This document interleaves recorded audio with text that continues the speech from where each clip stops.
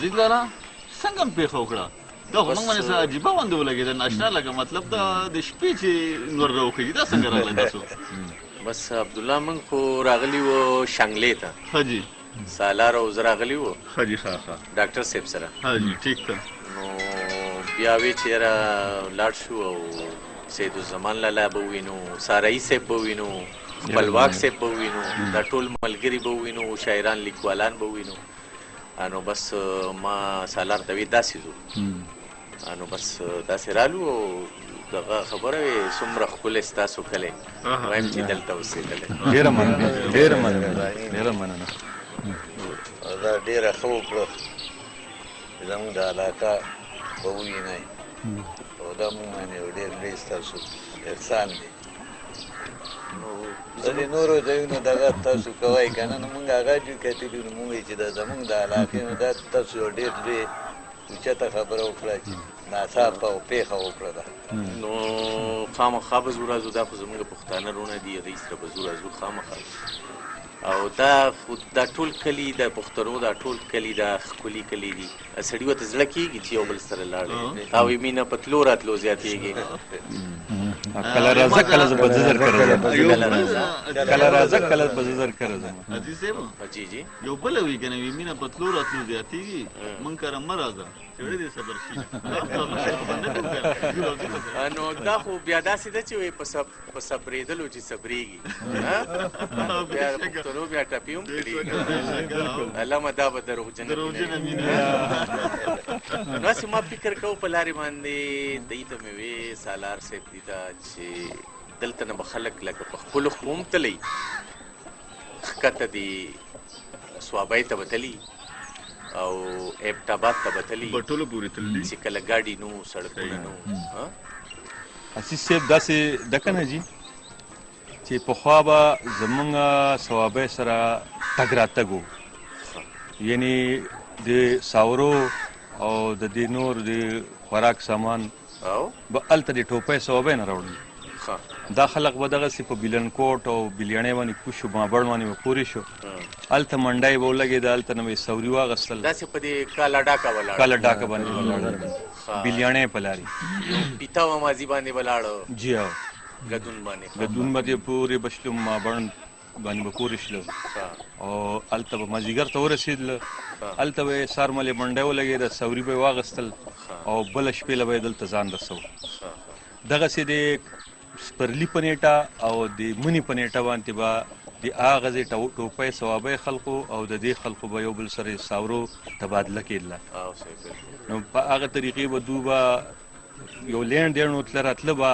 اکثر زموږ خلق به چې مالګې ګوړې دا به زیاتې نور په خپل د علاقایي پیداوارو په هغې به خلکو ګزاره کوله خو مالګه او ګوړه او دې له به خامخا تله دې له به ثوابۍ ته تلل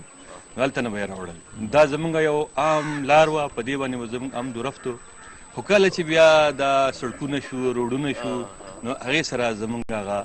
یو بل نه لرې شو دا ولې دا دې سړکونو موږ یو بل نه لرې کړو په کار کې موږ نږدې کړی دی که نه انسان چې تاسو ته پته ده چې انسان چې دی چې سهولیت راشي نو دی سست شي بیکاره شي صحیح ده بالکل کله چې دا سهولیت راغله نو موږ دومره جفاکش اوس خلک لکه موبایل دی بس هلو هلو یو بل ته وکړي بس اوس هغه دور دی او لکه یو بل لذینه چې سود وشي سود والا وشي چې یو بل لاړ شي بالکل دې هم موږ لرې کړو او سیدو زمان لاله تاسو ښه یې بالکل الله رحم نو بس موږ وی چې تاسو ووینو او راغلم زه خو چې د غرونو ته راشم نو بیا زه ډېر زیات خوشحاله یم او پته نه لګي زما نیچر به داسې نو بس تاسو نیچر هم داسې دی او دا خو یو فطرت ته نږدې خبرې دي که نه دي چې په دنګو غرونه واورین غرونه او ټپه هم ده چې په دنګو غرونو خدای مین دی په سر یې واورې وروي په ویښ ګلونه نو دلته یا ګلونه دي یا واورې مینه ده خلوص دی مینه د موږ څخه نور هېڅ نشته نو خلک مینې پسې ځي که نه سارایي صاحب مینې پسې خلک ځي ډېره مننه چې تاسو راغلی دا راتله ستاسو مبارک شي ستاسو راتله موږ لپاره ډېر درانه دي زوره زوبه بیا تاسو به راځئ انشاءالله جی انشاءالله دا هغه سړي کیسې بیا تازه کوو چې ثوابۍ سوات او نندیاړ صاحب نندیاړ دا یو بل سره جوخ شو یو بل سره نږدې شو یو بل د غم او خوشحالونه خبر شو او دا د وخت ضرورت هم دی دا د وخت ضرورت کنه لاله اوس به تل راتله شروع شي اوس به غیر نو خامخا به ضرورت جی عزیز لاله اوس چای تیار دی شپه خو باسي ستاسو نن دلته وي شپه به کوئ اوس چای به وڅښو بیا به دې کلي کې لږ چکر ولګو صحیح دی چای به وڅښو چای ته شوق شوی دی